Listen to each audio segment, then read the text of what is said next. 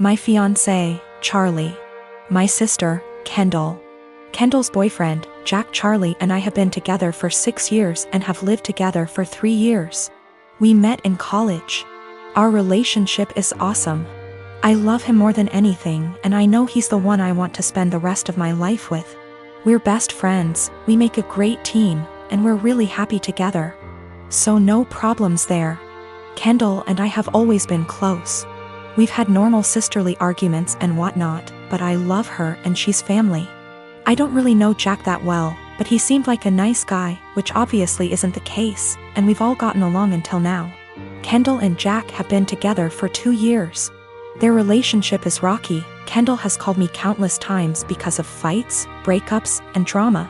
I've always been her shoulder to cry on, and I've supported her through everything as best I can. She has gotten jealous of my relationship with Charlie, saying things like she wishes she could have a perfect relationship like ours, and she wishes she could have that connection with Jack. Recently, within the last 2 months, she started saying things like, I should just steal Charlie from you, and I wish Jack was more like Charlie. I think Charlie and I would be a great match. She started flirting with Charlie, which made him super uncomfortable, and overstepped boundaries. I was uncomfortable and upset with her behavior. We had a serious talk and she broke down. She told me she was going through a rough patch with Jack and wasn't handling it well. She apologized to me and to Charlie, and told me she knew what she did was wrong, it wouldn't happen again, etc. Charlie and I talked about it and we decided to forgive her. At the time of the incident, Jack and Kendall were still going through a rough patch. 2 weeks ago, Charlie invited close friends and family to dinner. This included Jack and Kendall. It was at the restaurant Charlie and I had our first date, down to the exact table we sat at. We had talked about marriage at great length, so I had a feeling. Lo and behold, Charlie proposed to me. It was perfect. I was so happy. I cried like a baby. Our family and friends congratulated us. Kendall seemed super excited. She gushed about how cute it was, started talking about the wedding, and hugged us both. The only person who didn't seem happy for us was Jack. He told Kendall that he wanted to go home and they left early. Fast forward a few days. Kendall texted me and she was pissed. She called me a traitor and a disgusting. I asked her why she was upset. She claimed I was trying to ruin her relationship and then stopped replying to my texts. I texted Jack and asked him WTF was going on. He told me that he was planning to propose to Kendall at dinner. At first, I felt bad because maybe he had planned something beforehand and maybe it was just a huge misunderstanding. But apparently, Jack wasn't even planning to propose to Kendall until we got to the restaurant. He saw how nice the restaurant was, our friends and family were there, and decided, hey, this is perfect. He thought it would help them out of their rough patch, which is a horrible idea because marriage doesn't magically fix relationships. But then Charlie proposed and stole his thunder. He didn't even have a ring. Charlie had been planning that proposal for months.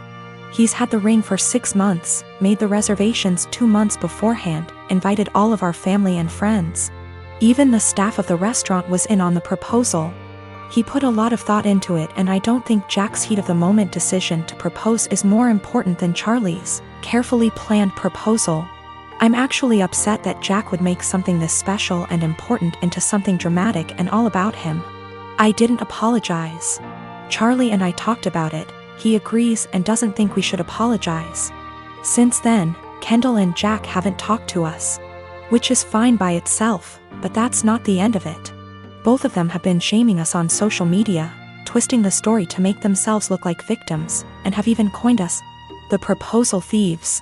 Mutual friends, and even some family, are disgusted with us. They believe Jack and Kendall's story, even after I've tried to explain what really happened. As funny as it is to be called the proposal thieves, it's not so funny to have friends and family turned against you. I'm really upset that my own sister would do this. Charlie has been super supportive and sweet through this mess. We both agree that we shouldn't apologize and have been standing our ground. Honestly, after everything Kendall has done, I'm pretty much fed up with her. She's my sister and I love her, but after she tried to seduce my boyfriend and now this, I don't really have a desire to talk to her anymore. Which sucks, because we've always been close. I think Jack has turned her into this horrible, self-absorbed person, and it's just... I'm not talking to Kendall right now and have no plans to talk to her until we receive a sincere apology. Even then, I think I might limit contact if she stays with Jack.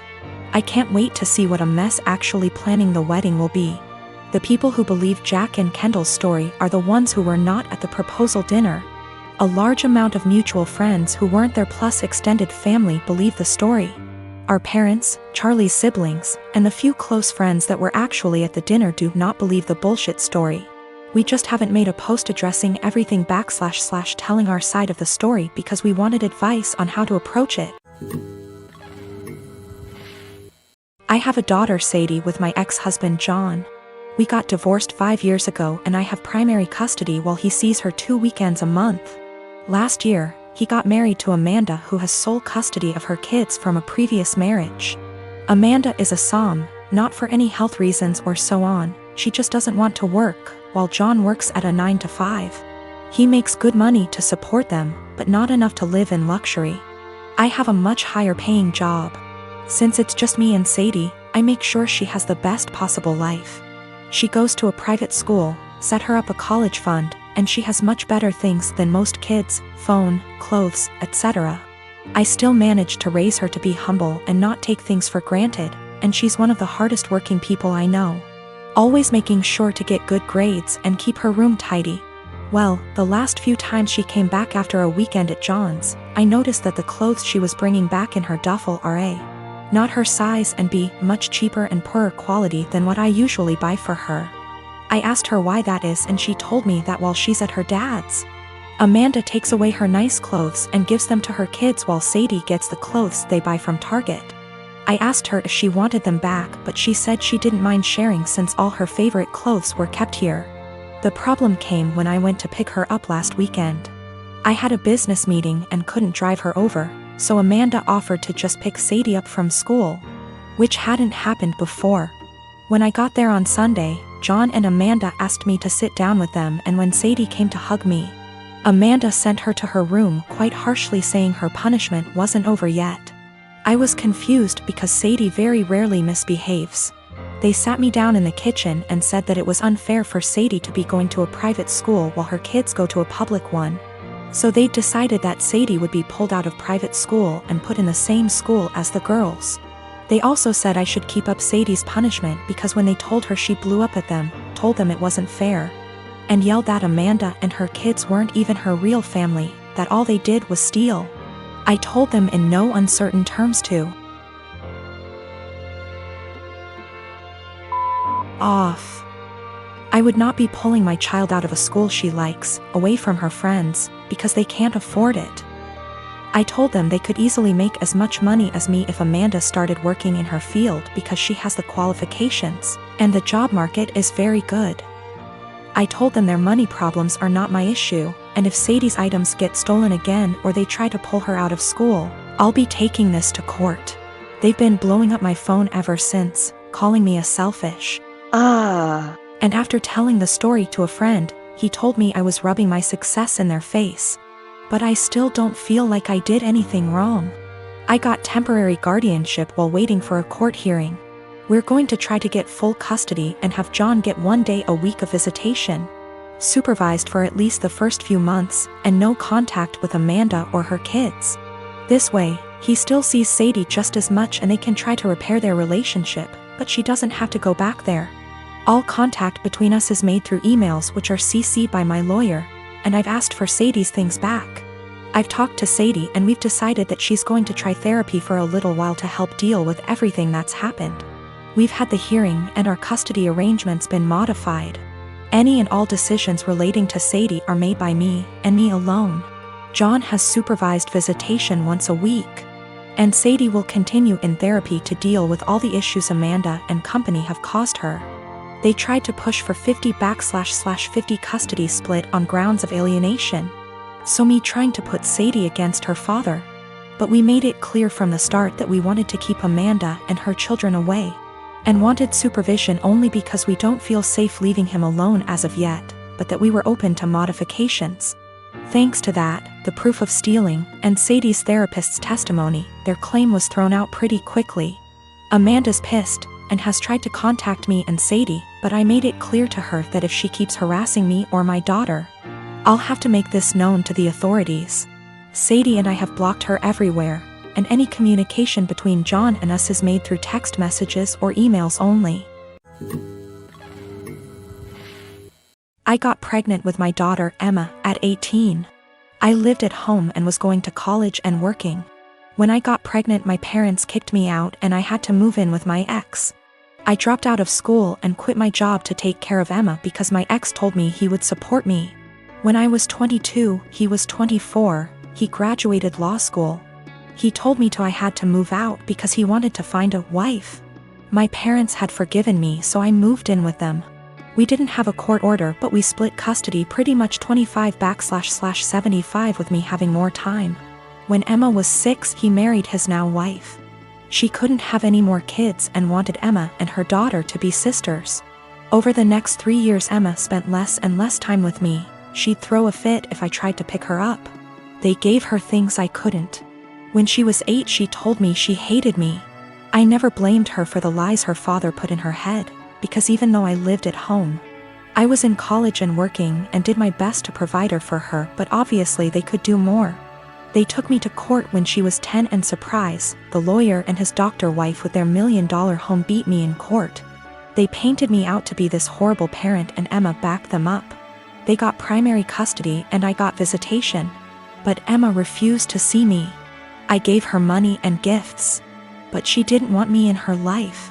When I was 30, I met my husband. He is the most amazing man I have ever met.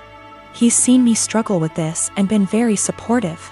He has a daughter Emma's age and a son who is 5 years younger. They lost their mom and were very welcoming and loving. They treated me like their mom. Emma made zero efforts to get to know my husband and stepkids. Emma and stepdaughter just graduated high school this past May. And my parents also recently passed and gave me their estate since I am an only child. I have decided to pay for my stepdaughter's entire college tuition and buy her a car, pay for an apartment. Emma contacted me a week ago and told me she missed me and wanted to see me. This shocked me, seeing as we haven't talked in a year. We met up and she told me she heard my parents died and asked if she could have some money to pay for college. I was shocked and said, "Well, what about your dad and his wife?" She said, "My mom and dad want me to pay for this on my own to teach me responsibility, and I believe I am entitled to money. Seeing as you ruined my life, I was very hurt and told her, after years of ignoring me and telling me I am not your mother, you demand money from me. I am not your wallet. My husband is telling me what I did was right, but my ex is telling me I'm a piece of shit and I owe this to her. My stepdaughter feels bad and offered her college money because my daughter and her friends have been harassing her." I said, "Absolutely not, that is your money. I'm getting married in a week to an awesome woman, and I cannot wait to be her husband. We are so excited. My brother is gay, but my family doesn't know, only me and my parents know. I come from a very old school traditional family, so the old part of the family, grandparents and some aunts / uncles still have last century's mind, and the younger portion, cousins / siblings, are open-minded and are living in the present. So my brother has been dating his BF for 6 months now. The dude is great. I'm so happy my brother found a great guy. But it's kind of a secret, as he hasn't told my family he is gay. I've been telling him for years that he should come out, cause I know it stresses him a lot. And I think it will make him feel better not to hide anymore. Plus I bet a few family members already know anyway. But he disagrees cause he knows a part of the family won't accept it and it will be a lot of drama. I see the opposite. I see it as the sooner you know who the idiots are, the sooner we can cut them from our lives. I have no interest in having someone in my life that doesn't accept my brother being gay. Anyway, that's his decision, not mine, so for now he won't say anything. Until a few weeks ago, when he said he wants to bring his BF to my wedding. I was not expecting that, to be honest. So he went from 0 to 100 pretty fast.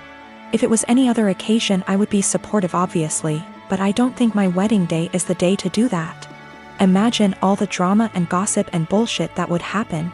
And I don't want to get the attention away from my fiancé. That's her day. And I don't want to have to worry about that on my wedding day, and I think it's a pretty good reason. I asked him why my wedding day. He said it's because he wants to celebrate love with the two people he loves the most. Me and his boyfriend. This is killing me. I would fight my whole family for my brother and never speak to them again if I had to. But my wedding day is supposed to be a celebration, not a family fight, and I can't do this to my wife. That might ruin our future. I didn't even tell her. She is already stressed out, don't want to make it even worse, with a heavy heart. I asked him to please come alone to the wedding, and that I hope he understands me. He started crying and left my house without saying anything. Next day I got a text and he said, "Don't worry, going alone." I tried calling him but he didn't answer me, and my parents don't seem to know what's happening because they didn't say anything. He eventually called me back a few days later, we spoke, he said he understands my side, but things are still weird between us. Is the worst situation of my life. Spoke to fiancé, couldn't keep this from her anymore, she agreed with me. I know it won't be my brother that would cause trouble. The trouble would start with remarks and looks from some aunt/uncle. Doesn't matter, we are spending a lot of money on this wedding, planned it for a long time. My fiancé put her heart and soul into planning this wedding. I don't want to see my bride or mom crying, or some idiot uncle insulting my brother. Literally every other day of my life I will support my brother's decision to come out. Even at the wedding, I would obviously defend him. But the point is, not at the wedding,